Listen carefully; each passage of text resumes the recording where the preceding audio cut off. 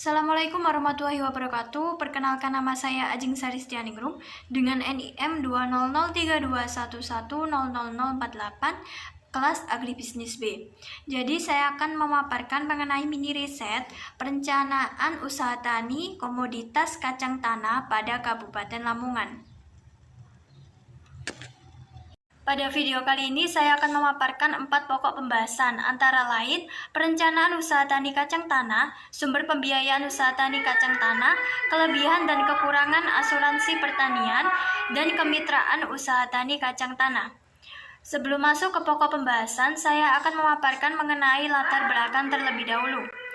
Indonesia dikenal dengan sebutan negara agraris dikarenakan mayoritas penduduknya mempunyai mata pencarian sebagai petani. Pertanian mempunyai peran penting dalam upaya peningkatan kesejahteraan serta taraf hidup masyarakat Indonesia, khususnya bagi para petani. Pertanian juga memegang peran penting dalam keseluruhan perekonomian nasional. Hal itu terjadi dalam bentuk produk domestik bruto Indonesia setiap tahunnya. Sektor pertanian telah memberikan kontribusi yang begitu besar dalam perkembangan perekonomian Indonesia. Lebih dari 50% pendapatan nasional dihasilkan dari produk pertanian. Dalam sektor pertanian ini terdapat lahan rendah serta lahan tinggi. Salah satu contoh pertanian yang dilaksanakan pada lahan rendah yakni ada kacang tanah. Kacang tanah merupakan jenis pertanian pada jenis tanam polong-polongan atau legum anggota suku Fabaceae yang telah dibudidayakan, serta menjadi jenis kacang-kacangan kedua terunggul setelah kedelai di Indonesia. Di Indonesia sendiri, kacang tanah termasuk kacang-kacangan yang banyak diminati. Namun, pada Kabupaten Lamongan, kacang tanah ini kurang untuk pembudidayaannya. Selanjutnya, mengenai pokok pembahasan. Pokok pembahasan yang pertama yaitu perencanaan usaha tani. Perencanaan usaha tani ini dibagi menjadi dua, yaitu ada finansial dan non-finansial. Untuk yang non-finansial terdapat 4 pokok, yakni usaha tani yang direncanakan. Komoditas kacang tanah merupakan komoditas yang mudah untuk dibudidayakan. Kacang tanah merupakan komoditas kacang-kacangan nomor 2 paling banyak diminati setelah kedelai, sehingga harga per kilogramnya tinggi. Yang kedua yaitu ada luas lahan dan status kepemilikan lahan. Luas lahan kurang lebih ada 1 hektar dan lahan ini berstatus milik sendiri.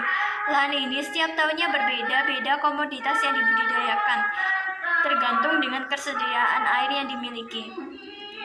Yang ketiga ada masa tanam. Masa tanam komoditas kacang tanah mulai dari penanaman hingga pemanenan kurang lebih 3 bulan sampai 100 hari untuk mendapatkan hasil kacang tanah yang siap untuk dipanen.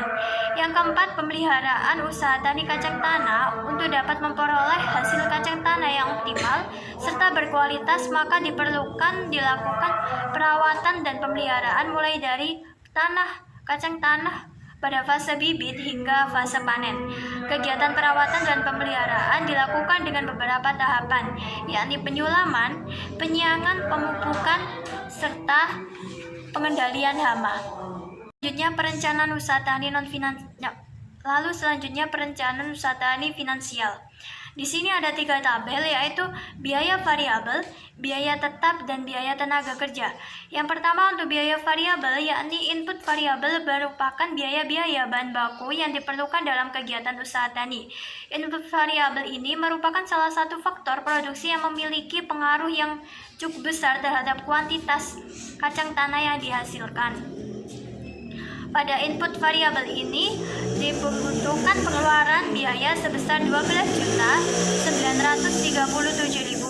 Lalu biaya tetap yakni dalam biaya kebutuhan jangka waktu penggunaan umur ekonomis ataupun biaya dengan jumlah besaran tidak ditentukan oleh volume kegiatan usaha tani, yaitu sebesar 2.582.400. Yang ketiga ada biaya tenaga kerja yakni sebesar 5.315.000. Selanjutnya mengenai hasil perencanaan usaha tani kacang tanah. Dapat dilihat dari hasil perencanaan usaha tani kacang tanah, dalam waktu 3 bulan petani menerima hasil sebesar 50.295.000 dengan harga satuan yakni 35.000. Biaya akhir petani yaitu sebesar 15.519.400. Untuk keuntungan sendiri didapatkan sebesar 34.775.600. Pendapatan total penerimaan setelah dikurangi dengan biaya produksi. Apabila pendapatan itu positif, maka disebut keuntungan atau laba. Sedangkan pendapatan negatif, maka disebut rugi. Sehingga usaha tani ini dapat dikatakan mendapatkan untung karena bernilai positif.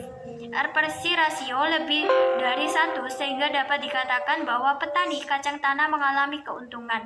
B/C rasio lebih dari 1 sehingga dapat dikatakan bahwa petani kacang tanah mengalami keuntungan juga. BEP produk komoditas kacang tanah pada lahan luas 1 hektar akan berada di titik untung jika hasil produksi kacang tanah sebesar 443 kg rupiah dan untuk 1 hektarnya dengan harga Rp10.799.